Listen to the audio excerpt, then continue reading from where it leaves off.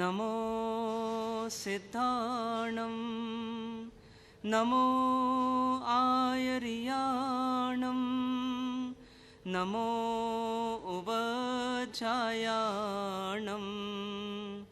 नमो लोए सौवसाहूणं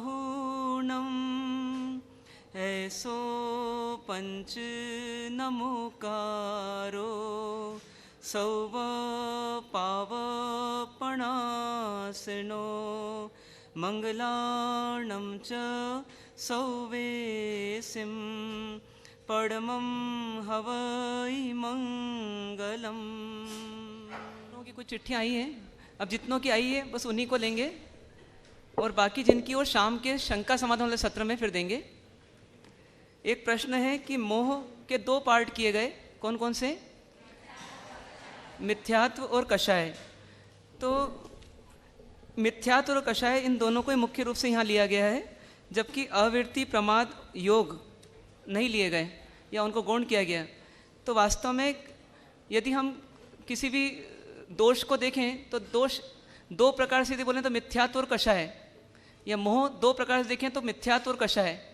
लेकिन फिर यदि हम और आगे देखें तो कषाय के फिर पार्ट्स हो जाते हैं। तो अवृत्ति प्रमाद कषाय और योग ये चारों पार्ट्स भी कषाय के अंतर्गत ही आ जाते हैं। तो इस प्रकार से मिथ्यात्व और कषाय लेने से बाकी सब उसमें गर्भित मान लिए गए हैं। यहाँ पर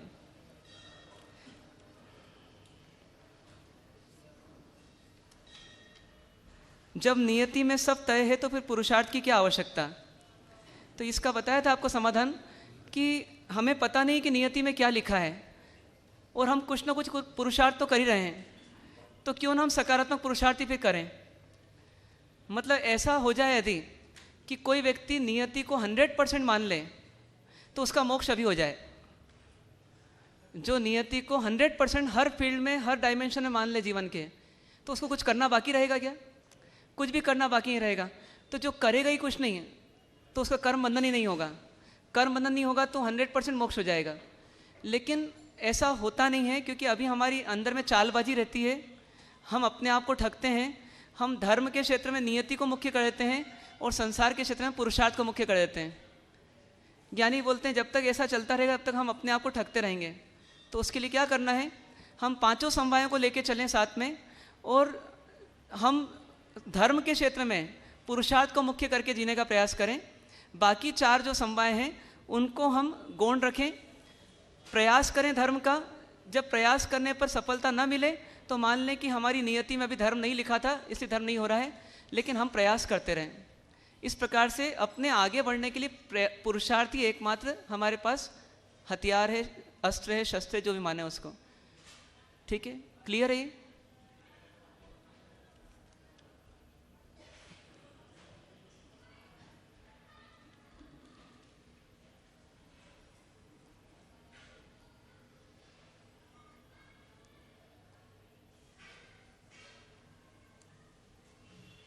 वर्तमान में जिन स्थिति में जहाँ हम हैं उसमें दोषी कौन है? स्वयं, आसपास का वातावरण, परिवार, समाज, कर्म बंधन, पूर्व के पुरुषार्थ का कम होना, स्वयं के पुरुषार्थ का कम होना। तो वास्तव में क्या है कि जो स्थिति है वो स्थिति गलत नहीं है, ऐसा मानना है। जो भी परिस्थिति हमको बाहर से मिली है वो गलत है ही नहीं, क्योंकि भगवान को भी परिस्थितियाँ मिलती हैं, हमको भी परिस्थितियाँ मिलती हैं। परिस्थितियाँ अपने आप में कोई गलत नहीं होती, क्योंकि परिस्थिति तो बाहर होती है। लेकिन परिस्थिति में कैसे जीना, उस कला के न होने से हम राग द्वेष मोह करते रहते हैं। मतलब हम कषाय मिथ्यात्व ये करते रहते हैं और इसलिए ये हमारी गलती हो जाती है, और इसके लिए हम ही जिम्मेदार हैं। तो बाकी कोई जिम्मेदार नहीं है, हम स्वयं ही जिम्मेदार हैं अपनी परिस्थिति में गलत जीने के लिए।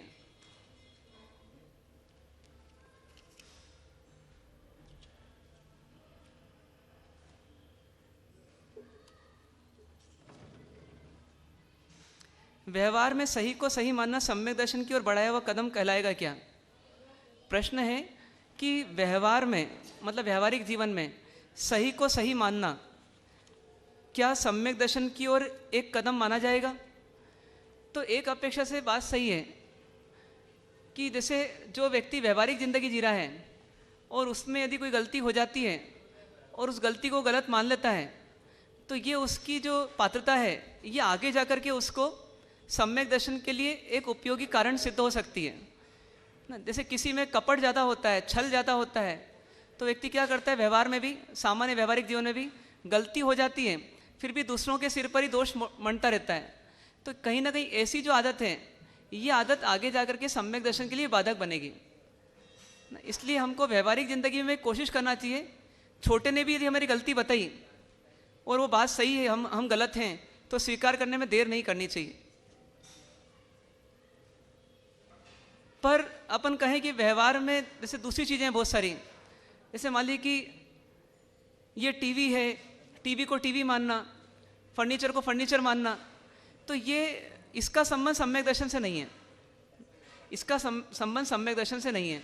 कारण क्या है कि ये जागरूकता, ये नॉलेज, ये तो हमने अनंत काल से बनाते आ रहे हैं कि संसार की वस्तुओं को देखो, जानो, ऑब्जर्व करो और फिर उनको सही डिसीजन लो कि ये फला फला चीज़ है और फला फला चीज़ नहीं है। तो वास्तव में ये जो होता है, इसे हम मानना है कि ये तो एक व्यवहारिक सूझबूझ है हमारी, लेकिन इसका डायरेक्टली सम्यक दर्शन से कोई संबंध नहीं है।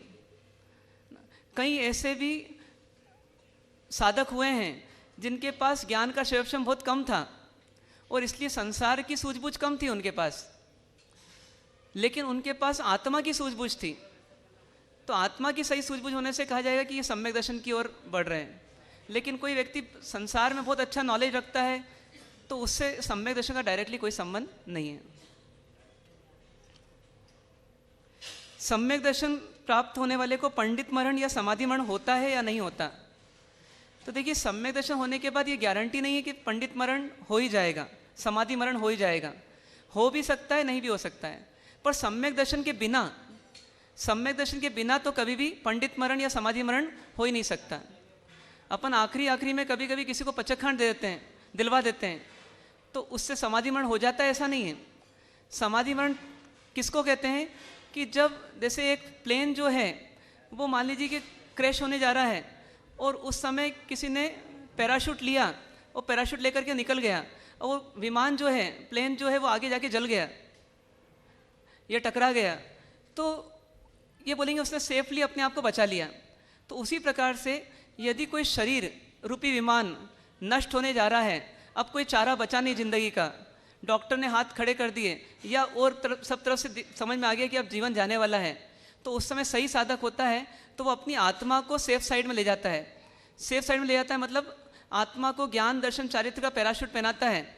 मतलब सही समझ, सही ज्ञान पूर्वक, सही जागृति पूर्वक, सही भाव पूर्वक वो जीने का अभ्यास करता है और शरीर नष्ट हो जाता है और आत्मा सेफ रह जाती है। मतलब आत्मा की मति नहीं बिगड़ती है और उसके कारण से आत्मा की गति भी नहीं बिगड़ती है। इसको कहते हैं समाधि मरण या पंडित मरण। तो इस प्रकार की स्थिति उसी की आती है जो पहले से सम्यक दृष्टि है। जिनको सम्यक दर्शन नहीं है वो पंडित मरण कभी कर नहीं सकते। लेकिन सम्यक दर्शन करने के बाद में भी जैसे श्रेणिक महाराजा का हुआ, तो श्रेणिक महाराजा के अंत में समय भाव बिगड़ गए। इतने नहीं बिगड़े कि सम्यक दर्शन चले जाए, लेकिन भाव तो बिगड़े। तो उसको अपन ये नहीं बोलेंगे कि समाधि मरण हो गया। अपन ये बोलेंगे कि सम्यक दृष्टि तो थे वो, लेकिन समाधि मरण उनका नहीं हुआ।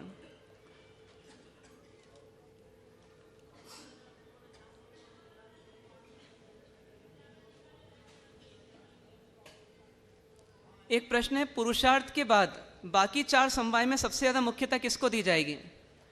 तो ऐसा कोई नियम नहीं है। ऐसा कोई नियम नहीं है कि कोई सीक्वेंस वाइज अपने को समवायों को स्वीकार करना है। इसलिए श्रीमद जी ने बहुत अच्छी बात कही कि जहाँ जहाँ जे जे योग्य छे तहाँ समझવું તે ત્યાં ત્યાં તે તે આચરે आत्मार्थी जन है। मतलब जहाँ जैसा उचित लगे वैसा समवाय को अपन स्वीकार कर लें, जब जैसा उचित लगे। पर वो उचित की परिभाषा क्या रहेगी कि जिससे अपनी आत्म शांति बढ़े, जिससे अपने राग द्वेष कम हो, ऐसा फॉर्मूला लगा करके अपन समवायों को स्वीकार करें। यदि नियति का समवाय भी स्वीकार करना है, किया जा सकता है, पर उससे अपनी आत्म शांति बढ़नी चाहिए ना। जैसे उदाहरण के लिए कि किसी की मृत्यु हो गई तो वहाँ हमने काल लब्धि को स्वीकार कर लिया। तो हमने माना कि काल पक चुका था, उनका काल आ चुका था, इसलिए उनकी मृत्यु हो गई, तो अब उसका रंजगम मत करो कि कोई दोषी है नहीं। तो यहाँ पर भी हमको क्या हुआ, राग द्वेष कम हो गए, ऐसा सोच करके।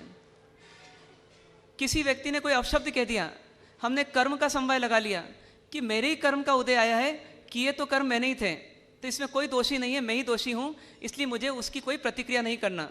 ये क्या हुआ? कर्म का समवाय लगा करके हमने शांति को प्राप्त कर लिया।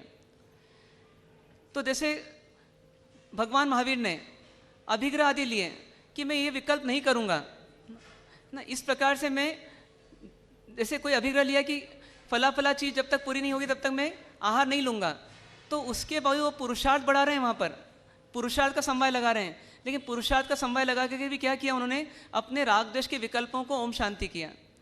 कि जैसे चंदन बाला का एक अभिग्रह लिया उन्होंने, तो 6 महीने में पका हो, तो 6 महीने तक उन्होंने क्या किया?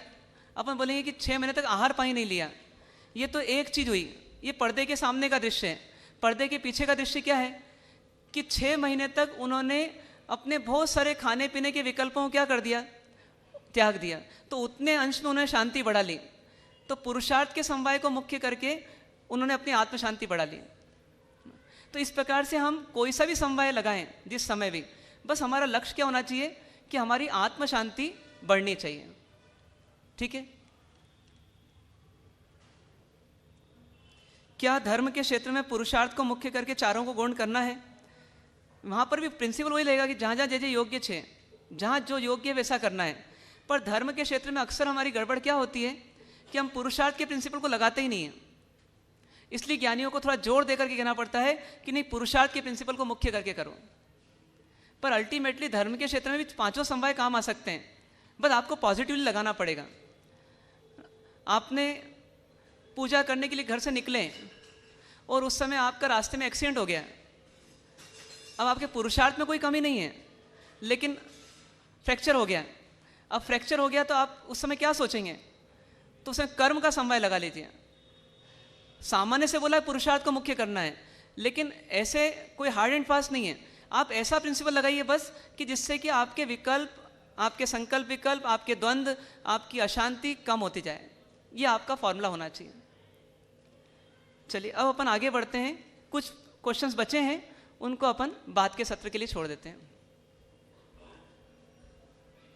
हमारा प्रिंसिपल जो चल रहा था कि इस जीव को अपनी आत्मा का कल्याण करने के लिए अपने मोह पर विजय प्राप्त करनी होगी। कौन सी? स्टेप नंबर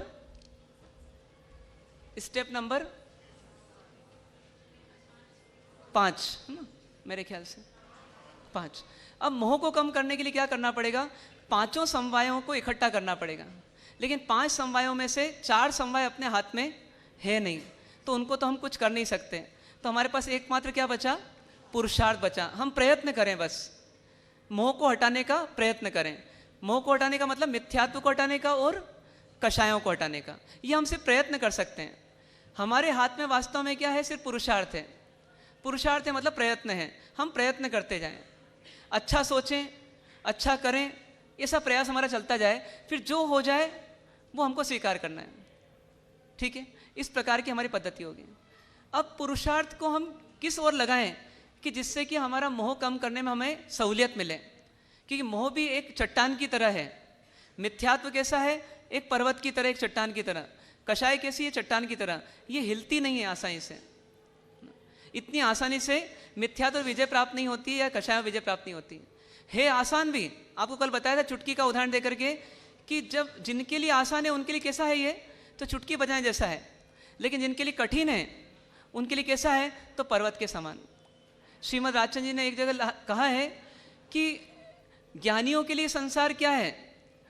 तो ये संसार कैसा है? गाय के खुर जितना, पाँव को उलांघने जैसा है। गाय का खुर कितना बड़ा होता है? एक निशान कितना बड़ा होता है उसका? छोटा सा पाँव का निशान। उसको पार करना है तो कैसा है? बच्चा ही पार कर सकता है। तो ज्ञानियों के लिए संसार कैसा है कि गाय के खुर को पार करने जैसा है, खुर के निशान को। और अज्ञानी के लिए कैसा है? तो ये पूरा समुद्र है। अज्ञानी के लिए कैसा है? ये संसार एक अथाह समुद्र है, अपार समुद्र है, जिसको पार करना उसके लिए बहुत मुश्किल है। तो ये दोनों के लिए अलग दृष्टिकोण ज्ञानियों ने दिया है। हमें सकारात्मक सोचना है तो हमें गाय के खुर जैसे ही मानना है उसको। लेकिन जो अटकन हमारी है, जो उलझन हमारी है, उससे हमको मुक्ति भी पाना पड़ेगी।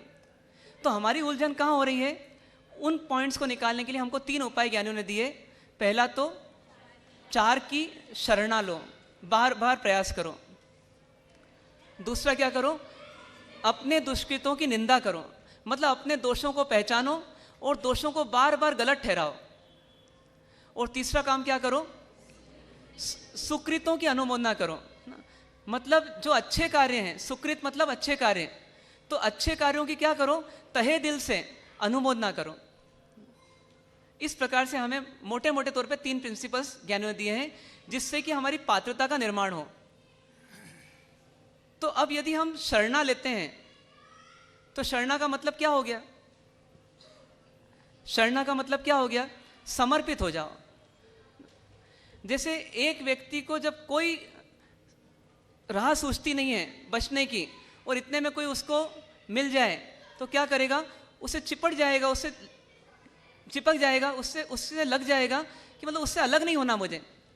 जैसे अपन कल्पना करें किसी समुद्र में अपन जा रहे हैं और जाते जाते जहाज जो है वो तूफान आया और जहाज पलट गया और हम समुद्र में आ गए। अब जहाज कहीं और डूब रहा है और हम समुद्र में भी डूबने जा रहे हैं और इतने में एक लकड़ी का कोई पटिया हमको कहीं 2-4 हाथ दूर मिल जाए, दिख जाए, क्या करेंगे उसको हम? अभी आपसे बोलेंगे कि इस संसार में बड़े बड़े रत्न हैं, बड़े बड़े हीरे हैं, आपके लिए अभी कीमती सबसे ज़्यादा कौन है? आप क्या बोलेंगे? वो लकड़ी का सड़ा हुआ पटिया भी मेरे लिए अभी बहुत कीमती है। कारण क्या है कि उस समय बचाने वाला कौन लग रहा है अपने को? सिर्फ वही लग रहा है। ऐसे ही हम अभी संसार समुद्र में डूब रहे हैं और 4 गति में कितने ही झोंके खा खा करके 84 लाख योनियों में भटकते भटकते हम आज कहाँ पहुँचे हैं? इस मनुष्य जीवन में पहुँचे हैं। और यहाँ हमारे को कौन मिले हैं? देव, गुरु और धर्म रूपी बचाने वाले साधन मिले हैं। हमें क्या महसूस होना चाहिए कि क्या करें ज़िंदगी में, तो बाकी कुछ करें या ना करें, भले ही लूखा सूखा खाना पड़े, भले ही भूखे रहना पड़े, भले ही अपमान के घुट पीना पड़े, लेकिन मेरे देव, गुरु और धर्म मुझसे छूटे नहीं। क्योंकि ये अब छूट गए तो फिर कब मिलेंगे पता नहीं, तो इसलिए ये छूटे नहीं। ऐसे शरणागति का भाव हम हमारे भीतर में लाने का प्रयास हमको करना चाहिए। मतलब हमें महसूस करना चाहिए जैसे आज 24 घंटे के दिन में यदि हम मंदिर नहीं गए तो अपना महसूस होना चाहिए आज मंदिर नहीं गया मतलब आज मैंने बहुत बड़ी चूक कर दी, आज का मेरा पुण्य वेस्ट कर दिया मैंने, आज का एक दिन मेरा बर्बाद हो गया। आज पूजा नहीं की, मंदिर तो गया लेकिन मंदिर में बाहर बाहर ही दर्शन कर लिए परमात्मा के।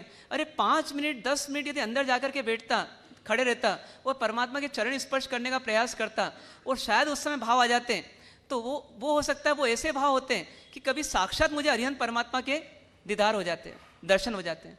पर मैं चूक गया, मैंने पूजा नहीं की, थोड़ा प्रमाद कर लिया, मैं बाहर बाहर ही चला गया। ऐसे अपने भीतर में एक भावना का विकास करना। मैंने आज परमात्मा के दर्शन तो कर लिए, पूजा तो कर ली, लेकिन आज परमात्मा के उपदेश को सुनने या पढ़ने के लिए मैंने कोई व्यवस्था नहीं की, एक स्वाध्याय नहीं किया 10 मिनट का, कोई किताब नहीं पढ़ी, मैंने पुस्तक नहीं पढ़ी। तो अपने भीतर में खेद होना चाहिए कि आज का दिन तो मेरा बर्बाद हो गया क्योंकि मैंने आज अपने आप को, अपने पुण्य को वेस्ट कर दिया।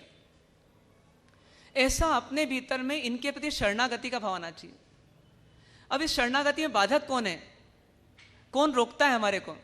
ये सच्ची शरणागति लेना है तो इन चीज़ों से अपने को निजात पाना पड़ेगी। पहली चीज़ तो, पहला फैक्टर तो क्या है? हमारा झूठा अभिमान। गुजराती में कहते हैं हूँ जानू छू। अपन अपने आप को क्या मानते हैं कि मैं सब जानता हूँ, मैं सब समझता हूँ। ये मैं जानता हूँ और मैं समझता हूँ, ये हमारा अभिमान जो रहता है ये हमें झुकने नहीं देता। कई बार प्रवचन चलते हैं ना, तो प्रवचन में हमको एक बहुत बड़ी भ्रमणा ये होती है, बहुत बड़ा भ्रम ये होता है कि ये तो मुझे मालूम है, ये तो मुझे मालूम है ना। यदि हमें मालूम है तो हमें सम्यक दर्शन क्यों नहीं? एक ही प्रश्न अपने आप से करना कि हे जीव, तुझे सम्यक दर्शन हुआ क्या? सत्य का दर्शन नहीं हुआ तुझे आत्मा की निर्मल अनुभूति नहीं हुई, तो इसका मतलब तुझे अभी ज्ञान नहीं है। और जितना ज्ञान है यदि उसी में तू संतुष्ट हो जाएगा तो तेरा ज्ञान आगे कभी बढ़ नहीं सकता। इसलिए हूँ जानू छूँ, मैं जानता हूँ, मैं समझता हूँ, इस पॉइंट को अपने अंदर से निकालना पड़ेगा कि यदि सिंधु के सामने बिंदु है कुछ तो कुछ भी नहीं है। ऐसी परमात्मा के ज्ञान के सामने मेरा ज्ञान क्या है? तो कुछ भी नहीं है। ऐसे भाव के साथ, परम दीनता के साथ हमें जीने का अभ्यास करना। अब आपने ऐसे कुछ देर पहले प्रश्न किया था व्यवहारिक जिंदगी में, तो हाँ, व्यवहारिक जिंदगी में हमको यही मान के चलना पड़ेगा। यदि आप यहाँ से बाहर हैं और आप मानते हैं मैं सेठ हूँ, मैं साहूकार हूँ, मैं ये हूँ, मैं वो हूँ, मैं सीए हूँ, मैं इंजीनियर हूँ, मैं डॉक्टर हूँ, तो आप यदि चलते चलते मंदिर भी आ गए तो इतनी जल्दी आपके भीतर से वो इमेज निकलने नहीं वाली। क्या होगा? आपके भीतर में वही भाव पड़ा रहेगा। अरे मैं डॉक्टर हूँ तो क्या हुआ, मैं इंजीनियर हूँ तो क्या हुआ, मैं किसी एक मशीन का इंजीनियर हूँ, मैं किसी शरीर के एक अंग का डॉक्टर हूँ, पर मेरे परमात्मा तो सर्वज्ञ हैं। मेरे परमात्मा सर्वज्ञ हैं। आज जितना उपदेश उन्होंने दिया ना, उसको आचार्य भगवान कलेक्ट नहीं कर पाए ना। यहाँ तक कि पुरुधर भी उनको पूरा नहीं ले पाए। कोई 10 पुरुधर हुए, कोई 9 पुरुधर हुए, कोई 1 पुरुधर हुए, तो वो भी पूरा कलेक्ट नहीं कर पाए। और जितना कलेक्ट हुआ, जितना माइंड में था, उतना लिख नहीं पाए। और जितना लिखा वो भी आज हमारे को पूरी तरह सुरक्षित रूप से नहीं मिल रहा। इसीलिए इतने गचमत पंथ बन गए, इतनी परंपराएं हो गई। एक बोलता नहीं सत्य ऐसा है, एक बोलता नहीं सत्य ऐसा है। सोचिए, तो जितना आज हमको मिल रहा है उसको भी हम पूरा नहीं पढ़ पा रहे हैं, उसको भी पूरा अध्ययन नहीं कर पा रहे हैं। और अध्ययन कर रहे हैं तो हमको बात जच नहीं रही है। तो सोचिए कि वो हमारे परमात्मा का ज्ञान कैसा होगा कि जिन्होंने इतना बोला, इतना बोला, इतना बोला कि आज हमारे को इतना लिखने के बावजूद भी पढ़ने में मुश्किल आ रही है। जबकि उन्हें जो बोला उसके लिए उनको कोई गुरु नहीं थे, स्वयं संबुद्ध थे, वो स्वयं ही स्वयं के गुरु थे। तो सोचिए वो सर्वज्ञ के सामने हमारा ज्ञान क्या है? कुछ भी नहीं है। यदि एक चींटी को ज्ञान है तो मनुष्य के सामने उसकी बिसात क्या है? तो वैसे ही हम परमात्मा के सामने चींटी के समान नहीं है तो क्या है? इसलिए अपन ने थोड़ा बहुत ज्ञान प्राप्त कर लिया और उसी को देख रहे हैं। तो ये भी देखें कि हमको कितना ज्ञान नहीं है, कितनी फील्ड्स का ज्ञान नहीं है, कितने प्रकार का ज्ञान नहीं है। एक आत्मा को नहीं जाना तो ज्ञानी बोलते हैं किसी को नहीं जाना। हम उस पूरी जिंदगी में, इस पूरी जिंदगी में उस आत्मा को नहीं जान पाए, तो हमारे से अधिक अज्ञानी और कौन होगा? ऐसे भाव के साथ अपने अंदर के अहंकार को गलाना, ये पहला पॉइंट करना। हूँ जानू नहीं, मतलब मैं नहीं जानता हूँ, है ना, ऐसे भाव अपने को लाना। इसीलिए जैसे जब पहले की परंपरा देखें तो गुरु महाराज जब प्रवचन देते हैं तो शिष्यगण कैसे सुनते? तो उकड़ू आसन में, जैसे अपन वांदना देते हैं जिस समय, उस आसन में सुनते थे कि मैं नवजात शिशु के समान हूँ, हाथ पूरे बंधे हुए हैं, पैर पूरे सकड़े हुए हैं, और जैसे बच्चा जन्म लेता है जिस पोज में रहता है उस पोज में मैं हूँ, मानो मेरे पास कुछ ज्ञान नहीं है, बिल्कुल खाली स्लेट हूँ। ऐसे भाव के साथ श्रवण करते थे और फिर बीच बीच में हुंकारा करते थे कि बात सही है, बात सही है ना। जैसे आज भी बोलते हैं घड़ी खम्मा, घड़ी खम्मा, मतलब आपने बहुत उपकार किया, बहुत कृपा की जो इस सत्य से हमको परिचित कराया। तो ऐसे भाव के साथ सुनना, पर ये सुनने में कौन मदद देगा? जितना अहंकार गलता जाएगा उतना ज्ञान जल्दी जल्दी आता जाएगा। ये पहला पॉइंट। दूसरा पॉइंट, शरणा लेना मतलब क्या? कि जितना स्नेह मित्र परिजन परिवार से है उससे अधिक स्नेह किससे होना चाहिए? तो 4 शरणा से होना चाहिए। अरिहंत, सिद्ध, साधु और धर्म।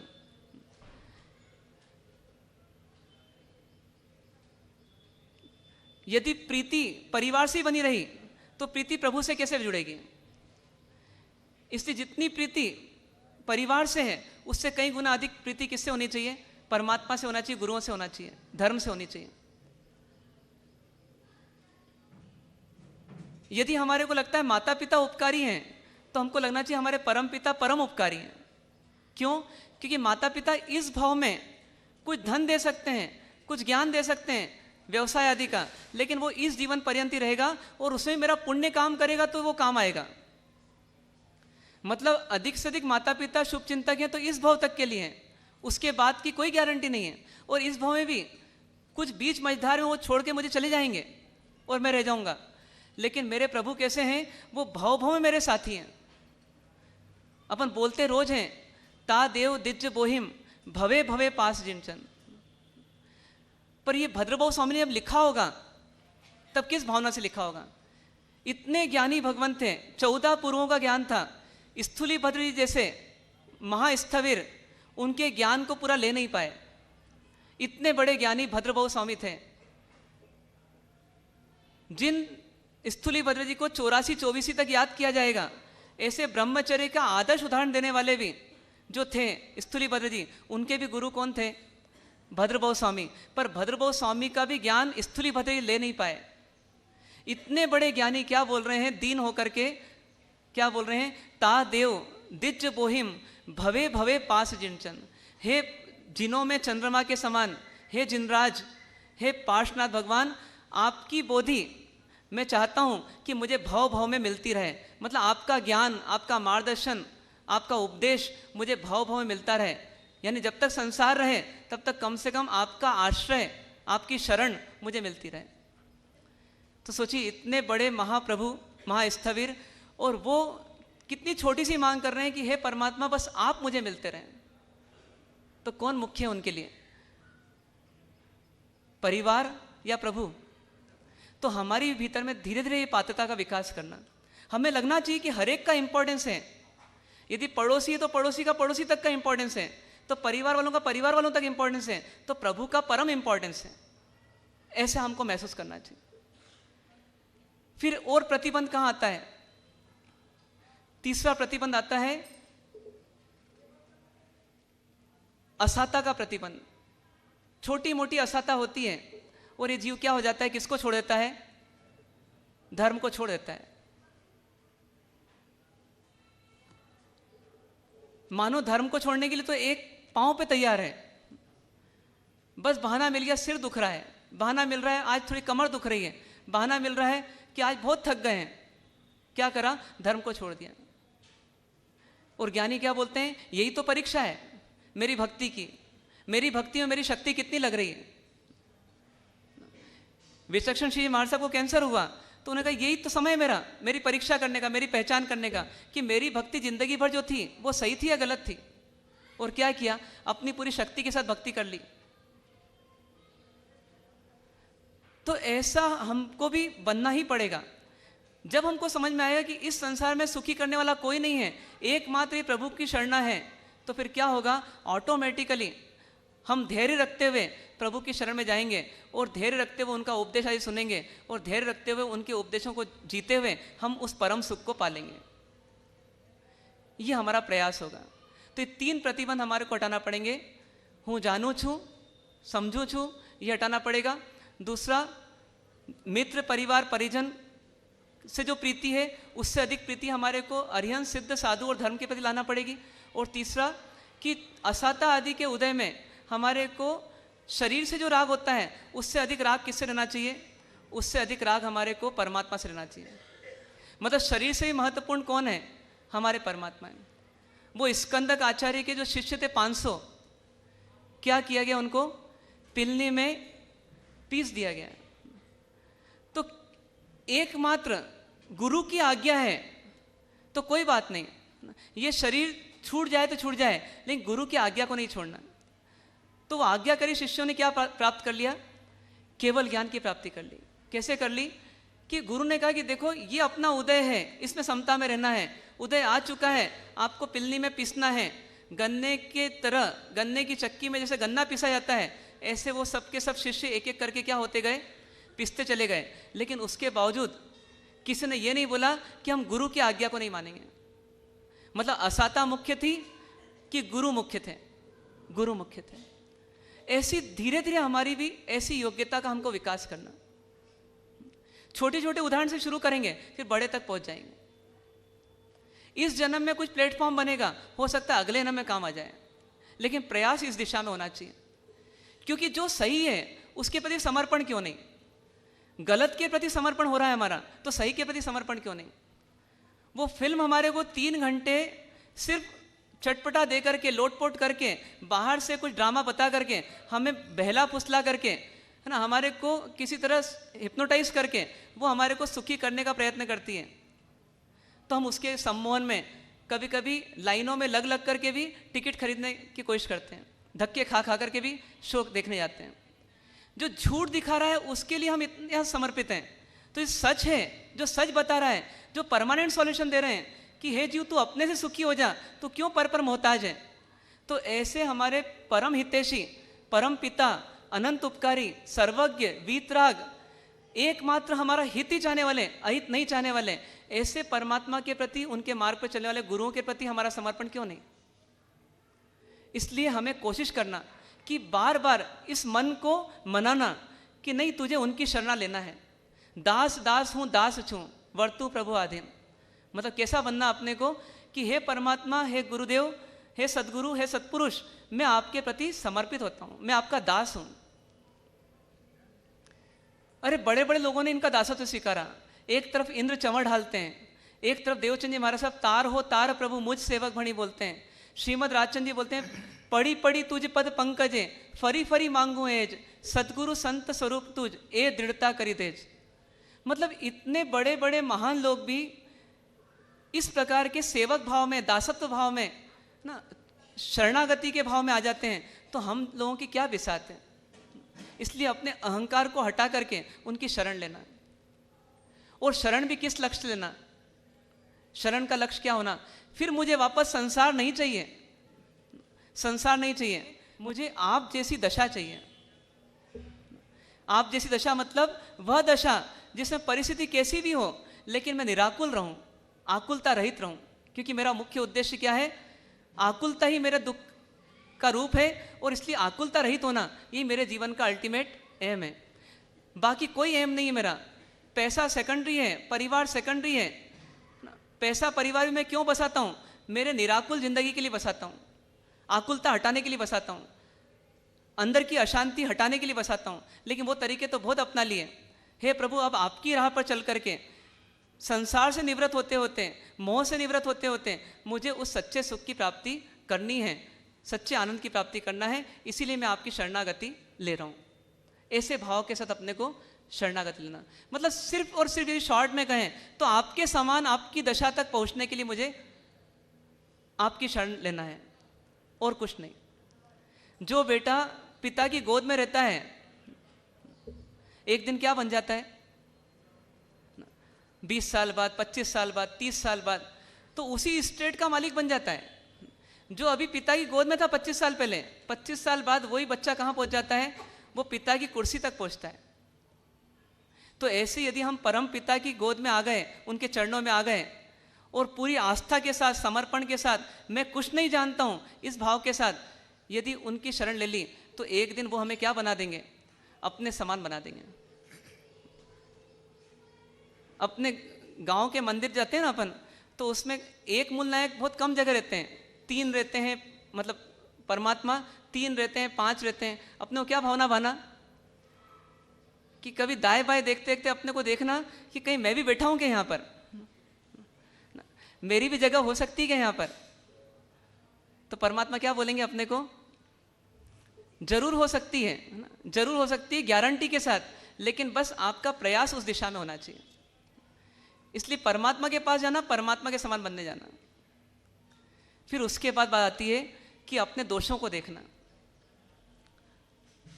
यदि परमात्मा के पास गए और परमात्मा के प्रति समर्पण आ रहा है पर पूरा नहीं आ रहा है, तो समझ जाना कहीं ना कहीं अभी क्या कचास है। इस जीव को अभी भी परमात्मा जैसे व्यक्तित्व के सामने आने पर भी अपने दोष नहीं दिख रहे हैं। मतलब परम गुणी व्यक्ति सामने आ गया, लेकिन उसके बावजूद अपने दोष नहीं दिख रहे हैं। कुतुब मीनार के सामने अपन जाएं तो अपनी हाइट उतनी रहती है या कम हो जाती है? कुतुब मीनार के सामने जाकर के अपनी हाइट कम हो जाती है कि उतनी रहती है? रहती तो उतनी है, लेकिन अपने को उस समय दिखती क्या है? कम दिखती है। क्यों दिखती है कम? क्योंकि किसको देख रहे हैं अपन सामने? कुतुब मीनार को देख रहे हैं। तो ऐसी परम विराट, परम विशाल, परम गुणी, है ना, एक दोष नहीं, एक दाग नहीं जिसके जीवन में, ऐसे परम समता, सहजता, सरलता की प्रतिमूर्ति कौन है? हमारे वीतरागी भगवान। तो उनके सामने जाकर के हमें क्या एहसास करना? क्या एहसास करना? अपने दोषों को देखना कि मैं कितना छोटा हूं, मैं कितना बोना हूं। तो दुष्कृतों की गढ़ा करना बार बार। ये दुष्कृत कैसे कैसे हुए हैं यदि याद करें जिंदगी में, तो उसको पॉइंट वाइज देखें अपन। तो पहला, मन से हमने जो भी गलत सोचा है वो सब क्या है? वो हमारा दुष्कृत है। वचन से जितना गलत बोला है वो भी क्या है, वो भी दुष्कृत है। काया से जितनी गलत चेष्टाएं की है वो सब भी क्या है, वो सब भी दुष्कृत है। करने में गलती की है वो भी दोष है, फिर कराया है कुछ गलत वो भी हमारा ही दोष है, और कोई गलत करते हुए की अनुमोदना की है तो वो भी क्या है, वो भी हमारा दोष है। फिर कभी राग रूप दोष किया है तो वो भी दोष है, और कभी द्वेष रूप दोष किया है तो वो भी दोष है। तो कभी हमने दोष नहीं किया लेकिन दोष की प्लानिंग की, दोष की योजना बना रहे हैं, वो भी दोष है। कभी दोष के साधन एकत्रित कर रहे हैं, वो भी दोष है। और कभी दोष को प्रारंभ भी कर दिया, करना ही शुरू कर दिया, वो भी दोष है। ऐसे अनेक प्रकार से अपने दोषों को देखना। इस भाव में जितना याद आ रहा है वो दोष भी दोष हैं, और जो याद नहीं आ पा रहे हैं पिछले भावों के, लेकिन संस्कारों से दिखता है कि हाँ पहले भी ऐसा होऊंगा मैं, वो भी क्या है, वो भी दोष हैं। ऐसे अनेक प्रकार से अपने दोषों को देखना। और इस दोषी ने किस किस की आराधना की होगी, चिंतन करना। मन वचन काया आदि से कभी अरिहंत परमात्मा की आराधना की है, कभी सिद्धों की आराधना की है, कभी आचार्यों की आराधना की है, कभी उपाध्याय भगवंतों की आराधना की है, कभी साधु भगवंतों की है, कभी साध्वी भगवंतों की है। कभी इस जीव ने शावक जो गुणी जन हैं, गुणाधिक शावक हैं, गुणों में अपने से अग्रणी हैं, ऐसे शावकों की भी निंदा बुराइयां की है। और कभी इस जीव ने क्या किया, उपकारियों की भी आराधना की है, माता पिता आदि। तो कभी इस जीव ने क्या किया कि अन्य धर्मावलंबियों की आराधना की है, उनके भी कुछ पार्ट में गुण थे पर उनको पूरा ही दोषी ठहरा दिया अपने अहम के चलते। ऐसे इस जीव ने अनेक अनेक जीवों की आराधना की है। ये सब क्या है, ये सब भी दुष्कृत हैं। फिर कभी कभी धर्म के साधनों की आराधना की है, पुस्तक फाड़ दी, पुस्तक पे पांव रखा, पुस्तक नीचे रखी, कभी ठमनी पर ठोकर मार दी, कभी धर्म के साधनों को नीचे गिरा दिया। ये सब भी क्या किया, ये भी आराधना की। और कभी अधर्म के साधनों को उपयोग में ले लिया, कभी नहीं अक्सर लिया, कभी चाकू, कभी छुरी, कभी ये, कभी वो, जो पाप के साधन उनका खूब उपयोग किया, ये भी इस जीव ने दुष्कृत किया। ऐसे अपने द्वारा अनेक अनेक प्रकार के दुष्कृत हुए, उनका चिंतन करना। और चिंतन करके जैसे हम बोलते हैं ना, हे चांद सा मुखड़ा तुम्हारा भीगा नहीं पत्थर हृदय मन मयूर भीतर सा। इसके बाद क्या बोलते हैं, उसका चिंतन करना। पत्थर से मेरे प्राणों को कोमल बनाओ प्रभु, अस्थिर मन को स्थिरता का पाठ सिखलाओ। मतलब इस पंक्ति को भी यदि अपन भाव में लिया है तो महसूस करें उस समय कि मैं कितना कठोर हूं।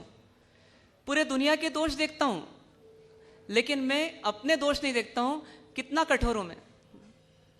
ये कठोरता जब तक रहेगी तब तक धर्म टिक नहीं पाएगा। इसी धर्म की पात्रता बढ़ाने के लिए क्या करूं, मैं अपने आप को थोड़ा कोमल बनाऊं। कभी तो बोलूं कि हाँ मैं भी गलत था, कभी तो बोलूं। कई बार क्या बोलते हैं अपन, नहीं समझ में तो आ गया दोष है, लेकिन बोलते नहीं बनता, स्वीकारते नहीं बनता कि मैं दोषी हूं। दुष्कृतों की गराह करना मतलब क्या, अपना पिटारा पूरा खोल देना। किसके समक्ष, तो सबसे पहले अपने समक्ष, अपनी साक्षी में, और फिर उसके बाद गुरुओं की साक्षी में, अरिहंत की साक्षी में, सिद्ध की साक्षी में, गुरु की साक्षी में, साधुओं की साक्षी में, उसके बाद जो सम्यक दृष्टि देव हैं उनकी साक्षी में। ऐसे पांचों साक्षी में अपने को क्या करना, अपने दोषों को प्रकट कर देना। ये प्रायश्चित नाम का तप क्या करेगा, धीरे धीरे हमारे भीतर में पात्रता का विकास करेगा। जो लोग अपने दोषों को छिपाते हैं वास्तव में उनके दोष कभी निकलते ही नहीं है। इसी दोषों को निकालना है तो दोषों को छिपाने के बजाय दोषों को उगलना पड़ेगा। उल्टी आ रही है, क्या बोलते हैं आप, बेटा एक बार कर ले, जो आ रही है ना कर ले, क्योंकि अंदर ही अंदर और तड़पन पैदा होगी। तो उसी प्रकार से भीतर में दोष पड़े हुए हैं, क्या करना, उसको बार बार खोल देना। किसके समक्ष, अनुभवी व्यक्तियों के समक्ष। जिससे कि वो आपको सही मार्गदर्शन भी दे सके। ये सब प्रक्रिया जो है ये अपनी पात्रता बढ़ाने के लिए है। और फिर क्या करना, फिर सुकृतों की अनुमोदना करना। सुकृत किसके? अपने नहीं, ज्ञानियों के। अरिहंत परमात्मा की अनुमोदना कैसे कर सकते हैं अपन कि हे परमात्मा, आपका कितना बड़ा उपकार है इस जीव पर कि आपने केवल ज्ञान तो पाया, लेकिन आपने मुझ जीव को भी उपकृत कर दिया अपनी देशना के माध्यम से। आज यदि आप देशना नहीं देते तो सत्य मार्ग आज संसार में नहीं होता। नहीं होता तो हम जैसे जीवों की क्या स्थिति होती। इसलिए आपका बारंबार धन्यवाद है। कभी सोचना कि देखो कैसा अद्भुत व्यक्तित्व होगा जिसका कोई गुरु नहीं, जिसका कोई चेला नहीं, जो अकेले अपनी राह पर निकल गया एक शेर के समान और अपने लक्ष्य तक पहुंच करके रहे। वो हमारे अरिहंत परमात्मा, तीर्थंकर परमात्मा। तो कैसा व्यक्तित्व होगा। वो 12.5 वर्ष तक दिन और रात क्या कर रहे होंगे, कोई संगी नहीं, कोई साथी नहीं, फिर वो कैसे जी रहे होंगे। गद गद हो जाना अंदर में। ऐसे अरिहंतों की अनुमोदना करना, सिद्ध परमात्मा की अनुमोदना करना कि देखो आपने अपने लक्ष्य को सिद्ध कर लिया, आप पहुंच गए।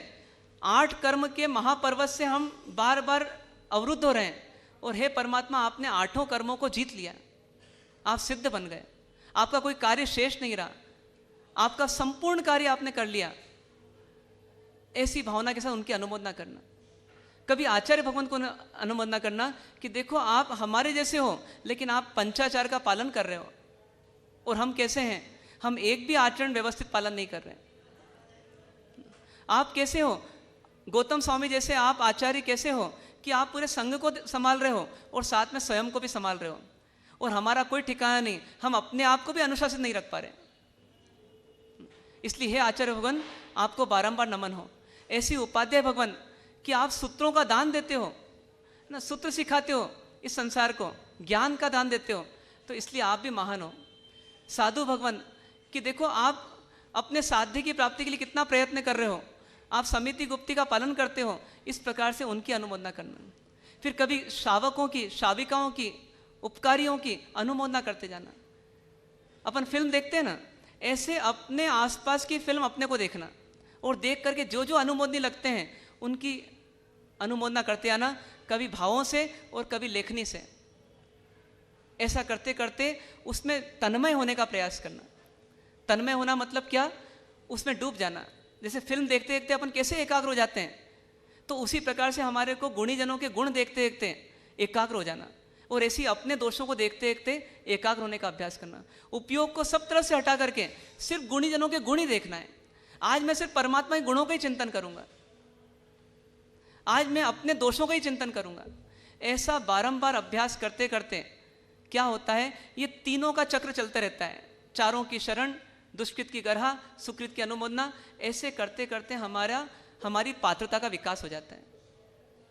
मतलब जितने सुनते हैं ना अपन, अति मुक्तक मुनि क्या करते करते मुक्त हो गए, तो दुष्कृतों की गरहा करते करते ही मुक्त हो गए, और कुछ नहीं, है ना। अपने दुष्कृत की, कितना बड़ा दुष्कृत था वो, कितना बड़ा दुष्कृत था। एक बच्चा जिसने पूरा घर बार छोड़ दिया ना, जिसने अपना सब राजमहल आदि सब छोड़ दिए, किसके लिए, एक संयम जीवन के लिए। और संयम में कितना दोष हुआ, बड़ा दोष था कि छोटा दोष था, छोटा था कि बड़ा था, कितना छोटा दोष था। अपने में से कई लोग अभी भी 50 साल की, 60 साल की उम्र में भी कहीं ऐसे पिकनिक स्पॉट पे जाएं और वहाँ बोटिंग करने का मौका मिल जाए तो चुकेंगे क्या। भले अभी सम्यक दर्शन की आराधना शिविर में आए अपन, लेकिन छोड़ तो नहीं पाएंगे मुझे लगता है। पर आप सोचिए कि वो अति मुक्तक मुनि ने सिर्फ पात्र ही तो नाव की तरह तिराया था, दोष बड़ा था कि छोटा था, लेकिन वो मुक्त कैसे हो गए। वो छोटा दोष भी उनके जीवन का टर्निंग पॉइंट बना कि नहीं बना, कैसे बन गया।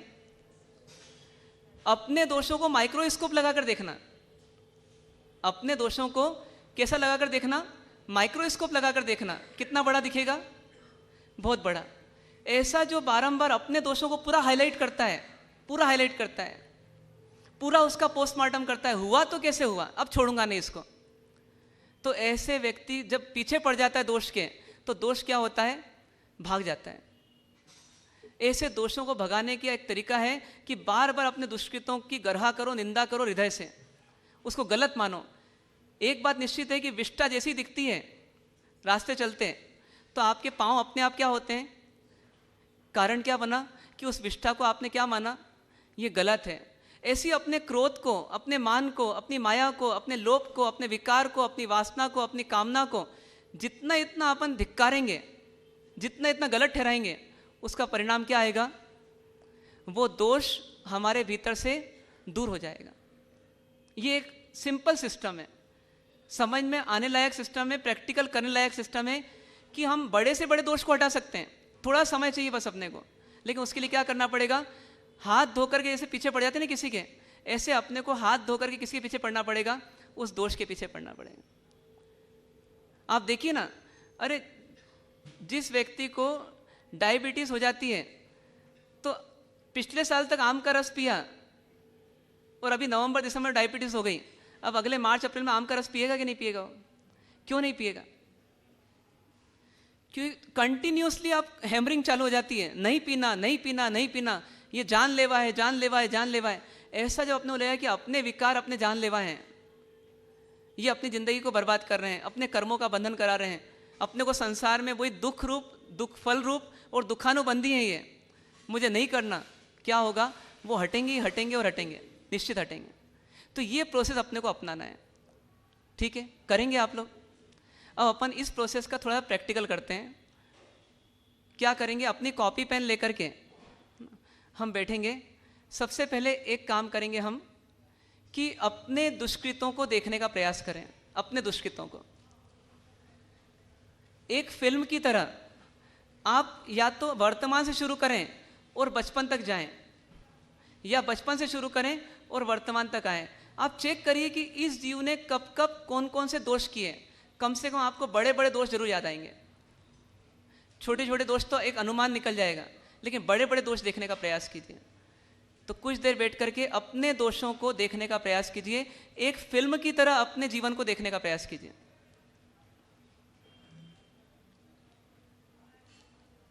और नोट करते जाइए उसको, और पड़ोसी की ओर नजर मत ले जाइएगा, क्योंकि उसमें वो दोष दिख जाएगा जो आपके अंदर भी है। बस लक्ष्य एक ही रहे कि मुझे मुझको ही देखना है और किसी को भी नहीं देखना है। इस फिल्म का हीरो भी मैं हूं और विलेन भी मैं ही हूं।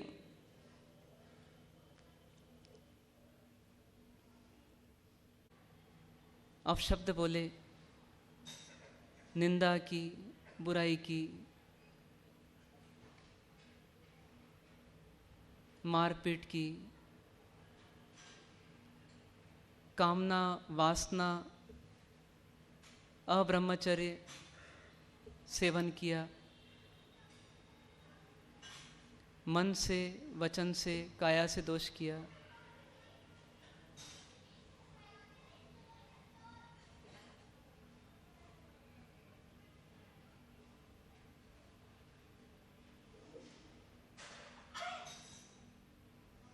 आचार्य, उपाध्याय, साधु, साध्वी, इनकी आशातना की, उत्तम श्रावक, श्राविकाओं की आशातना की,